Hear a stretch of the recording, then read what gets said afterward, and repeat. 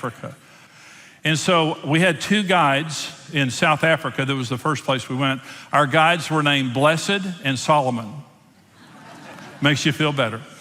And so Blessed and Solomon and all of our guides, they taught us about lions. And I would say to Blessed and Solomon, and I would say, are you afraid of lions? They said, no. They said, we respect them, but we don't fear them because we understand how they function. We understand, and as long as you respect their nature, you can be safe. I want to teach you what they taught us about lions and how you can live your life safely and never be devoured by the devil, but to overcome him. I want to teach you how you can do that because that's what they taught us. Number one, lions are nocturnal. If you're going to be safe in lion country, one of the first things you learn is you're safe in the day, you're not safe at night, okay? And so we, in the daytime in our camp, as an example of this, there were warthogs and monkeys and all kinds of critters like that. But the bad animals were not in our camp during the day. We had to go find the bad animals. And when you find lions in the day, they're typically sleeping. A lot of times they're just on their back and they're sleeping. They sleep for like 20 hours a day. At night, they are very, very, very, very active. We would go out at night and we were in a truck and they would use our truck as stealth to hunt Cape buffalo and other things like that.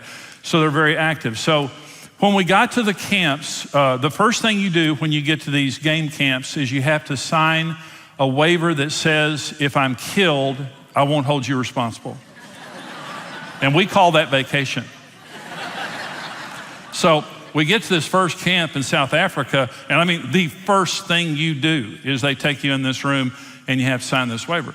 So we signed this waiver at maybe 10 or 11 in the morning. So we went out all afternoon into the early evening into the bush. It was absolutely fascinating. Saw lions, saw all the big 5. It was a fascinating day.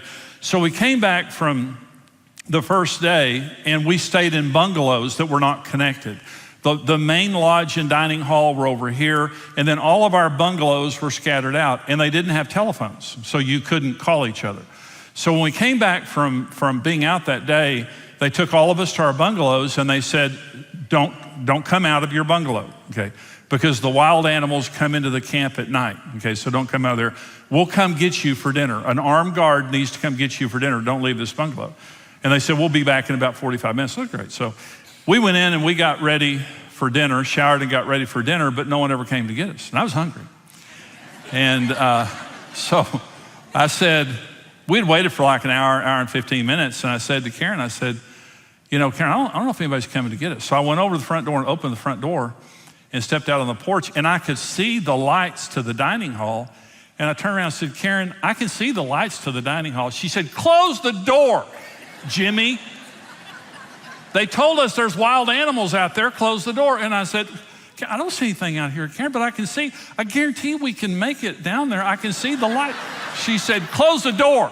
Close the door right now. So I closed the door and I went over and sat down. 15 more minutes, nobody came. I went over, opened the door again. Stepped out on the porch, looked all over. And I said, Karen, I can see people down there going to eat. I guarantee you they're walking and we can make it down there. She said, close the door, Jimmy. Close it right now. So I closed the door and I was just real frustrated and I went and sat down. Another 15 or 20 minutes, there was a knock on the door. So I opened the door and it was the guard, armed guard. And so we opened the door and he said, I am so sorry I'm late. I couldn't come up here because you had a leopard by your front door.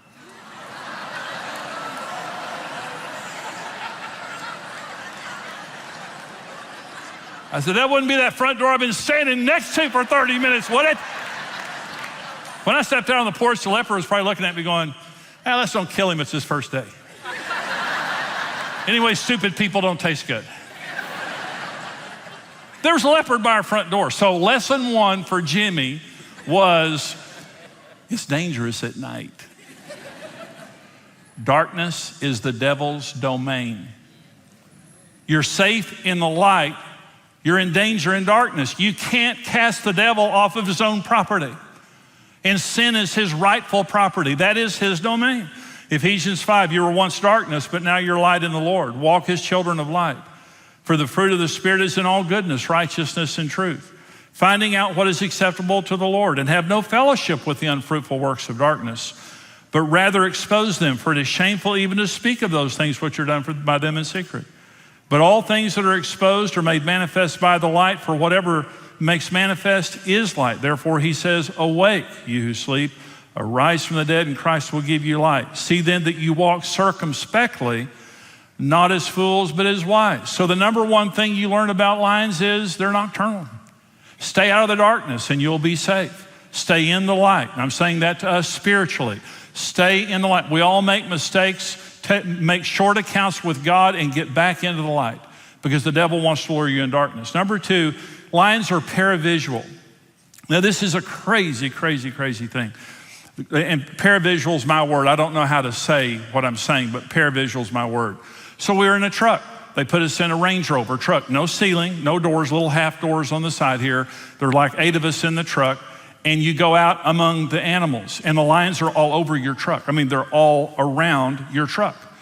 And they don't see you. It's freaky. And I said to Solomon one day, I said, why don't they kill us? He said, well, they don't see the way you see. They don't see you as an individual. They just see this big truck, and we're too big to kill. We don't smell good, and we don't take their food. So they just really don't care about us.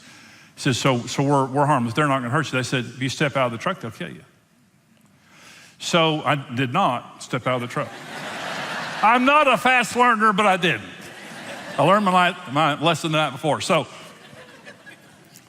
we sat one day among a pride of lions eating a Cape buffalo. And there were probably 15 to 20 lions all over our truck, all around our truck. And they don't see you. But Blessed told me one day about they had a bunch of Japanese tourists that came in. And one of the dangers of being among the animals is you kind of forget how dangerous they are because they don't hurt you because you're in the truck. Well, this Japanese man stepped outside of the truck to get a picture, and the lions killed him and ate him in front of his family. And Blessed said, if you show them an individual profile, they'll kill you. This is the truck. Christian Fellowship is the truck. I want to read you a scripture, and maybe you've never seen this the way that it's written. But here's what Jesus said. Again, I say to you that if 2 of you agree on earth concerning anything that they would ask, it will be done for them by my Father in heaven. For where 2 or 3 are gathered together in my name, I am there in their midst. Okay, listen to me.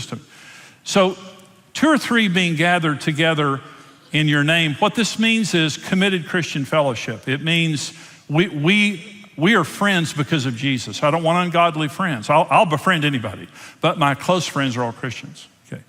So it means 2 means a husband and wife, 2 or 3 means your friends, your family, whatever, but Christians. That we are friends because of Jesus, and we are committed to doing the will of Jesus. So I have committed, accountable relationships. I'm not a lone ranger. When we're with Jesus in a group of 2 or 3 believers committed to the purposes of Christ, he sees Jesus in the midst, and we're too big to kill. You're safe in Christian fellowship. But when you get off by yourself, the devil loves the lone sheep.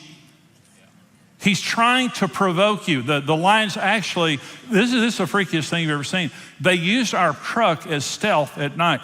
We would be going down a road and they would see a pack of Cape buffalo over here, and we would have like 15 lions. I had big lions right next to me, using our truck to sneak up on a herd of Cape buffalo. Well, Cape buffalo are huge animals. And so what they would do is they spook the herd, hoping for one little one or one weak one to calve off, and they kill that one. They never attack the herd. They attack the ones that are away from the herd. And I'm saying to you, you need to stay in committed Christian fellowship. Amen. If your friends are not godly, you need to find new friends. And I'm not saying reject your friends. Here's what you say to ungodly friends. I'm serving Jesus. You want to come with me? And if they do, great. And if they don't, you go find new friends. Because your friends need to be Christians, and we all, in this evil world that we live in today, we need to commit. Everything in the wild is about territory. Everything in the wild is about an animal wanting your territory. So they would tell us, we took nature walks every day. And so Blessed and Solomon one day said to us, they said, you guys want to go on a nature walk? And we said, is it safe? And they said, well, it's safe if you're with us. And they had these big hairy guns, and that was great. And in South Africa, we had gone on 3 or 4 or 5 nature walks with Blessed and Solomon, and it was all great. So we went on this nature walk in Botswana, and this guide came up to us, and he said, hey, you guys want to go on a walk? We said, sure. And so it was Karen and me and Karen's dad and another couple. And so there were 5 of us plus the guide. So we got about a mile from camp, and I noticed that the guide didn't have a gun. And I said, hey, where's your gun? He said, we don't need a gun. I said, we actually need a gun. And I'm going to tell you right now, we need a gun. I said, this is what I said. I said, this is lion country. We need a gun. Where's your gun? He said, no, we don't need a gun. The animals are afraid of us. They see us as super predators because we walk on 2 legs. He said, just don't run.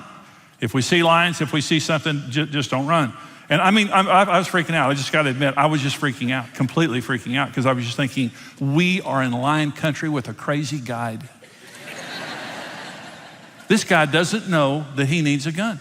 So it was just freaking me out. Now, by the way, Genesis 9:2 says God put the fear of man on the animals. My neighbor's dog doesn't know that, but all the animals do, others do. So God put the fear of man. So this guy says to us, no, these animals fear us, just don't run. So we're walking down this dirt road, and this bull elephant is approaching us, okay? He's a bachelor bull, which means he's been rooted out of the elephant herd by younger bulls. He's in a bad mood. He's also in musk. There is a hormone coming out of his forehead, which means he's in a triple bad mood, okay? And he sees us. And when he sees us, he starts wagging his head and screaming and rushes us, okay?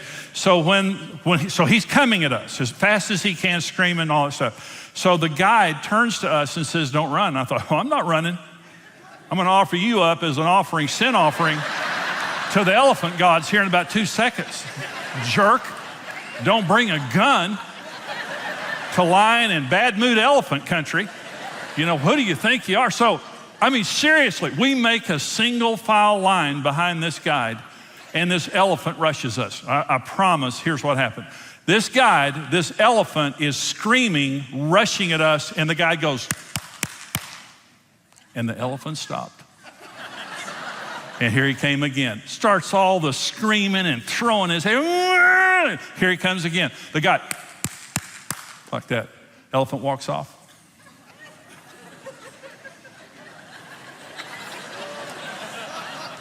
I said, Jesus, I need to go back to camp and change my clothes. I'll tell you what. Oh my gosh. It was terrifying. So let me say this.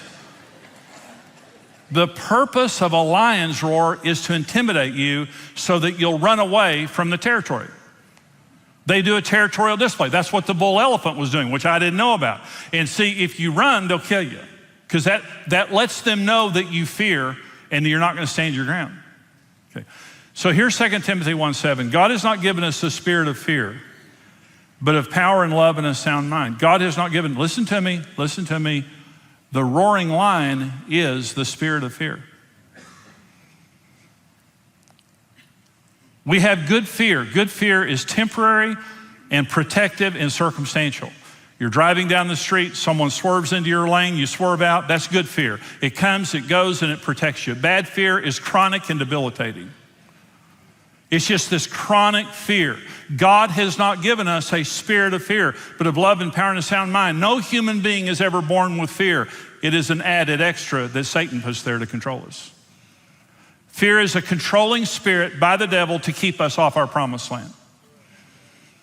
God hadn't given us the spirit of fear.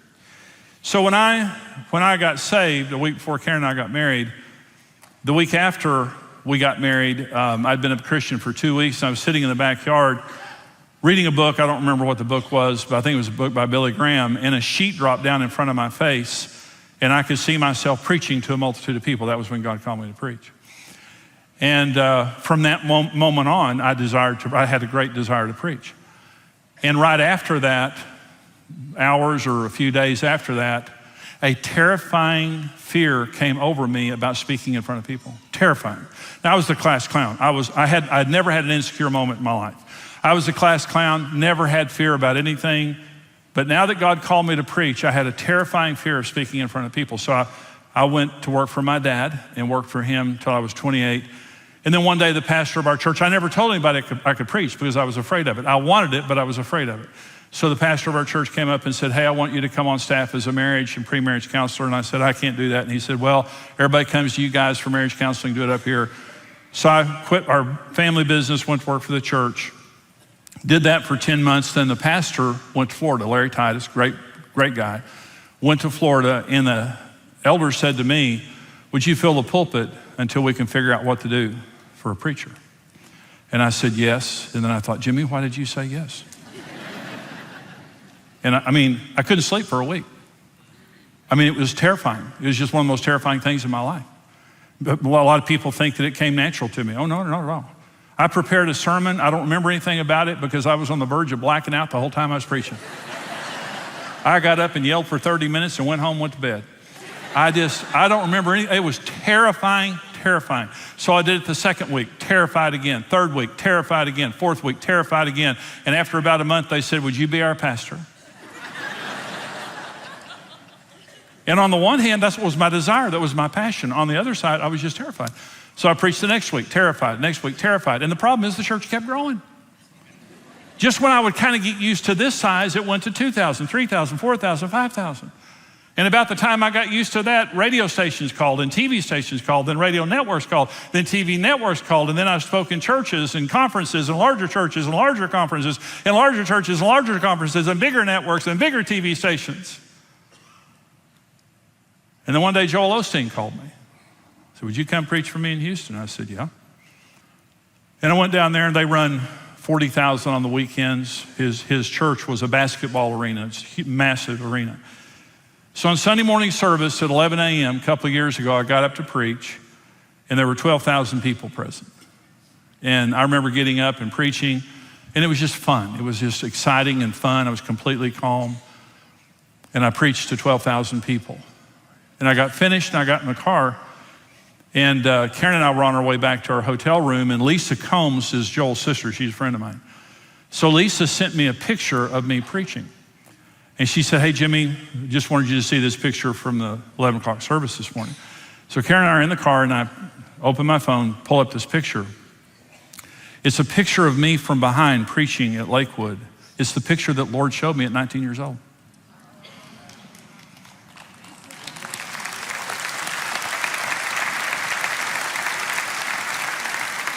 I never knew it was a literal place. But the day that the Lord called me to ministry, a roaring lion showed up. This is my promised land, y'all. This is where I was called to be. I love to preach. I love to minister. The bigger the crowd, the better I like it today. But when I started out, I was terrified. And I didn't know that the fear I was experiencing was the devil. I just thought it was me. And I used to think, God, why would you call someone so fearful of speaking in public to preach? You need to do better. Go find somebody that doesn't mind it. I'm terrified of it. Why'd you pick me? And one day after about 10 years of preaching, I was reading and I saw 2 Timothy 1:7. God hasn't given us a spirit of fear. And I thought, wait. I've sure got a lot of fear. And the Lord said, not from me, And it's the first time I realized fear was not my emotion. It was a demonic spirit trying to keep me from my promised land. And I stopped dealing with fear as my weakness and my emotion, and I began to understand it was a separate entity from me, and I began to take authority over it. And before I would get up and speak, this terror would come over me, this fear would come over me, and you're gonna fail, you're gonna get up and you're gonna drool, you're gonna get up and you're gonna accidentally cuss, you're gonna get up and everybody's gonna walk out mad. You're gonna embarrass you. He would just say all kinds of stuff like that. Just intimidation like that. And here's what I began to do that I didn't know how to do before. I bind you, spirit of fear, in the name of Jesus, and every lie you're telling me.